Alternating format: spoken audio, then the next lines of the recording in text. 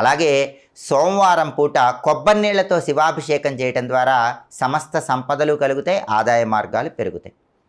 అలాగే మంగళవారం పూట శివాభిషేకం చేసేటప్పుడు ఎవరైనా సరే పుష్పాలు కలిపిన నీళ్లతో శివాభిషేకం చేయండి. తొందరగా సొంతింటి యోగం కలుగుతుంది. భూములు కొనుక్కోవాలన్నా, ఇళ్ళు కొనుక్కోవాలన్నా, పొలాలు కొనుక్కోవాలన్నా, అపార్ట్మెంట్లు కొనుక్కోవాలన్నా మంగళవారం పూట రకరకాల పుష్పాలు నీళ్లలో కలిపి ఆ పుష్ప జలాలతో శివాభిషేకం చేయండి. కుజుడి అనుగ్రహం కలుగుతుంది, తొందరగా గృహయోగం సిద్ధిస్తుంది.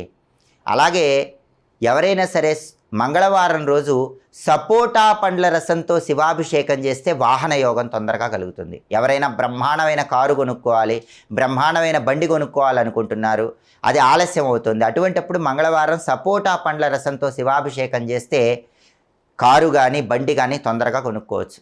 శత్రుబాధలు ఎక్కువగా ఉన్న వాళ్ళు ఎవరైనా సరే మంగళవారం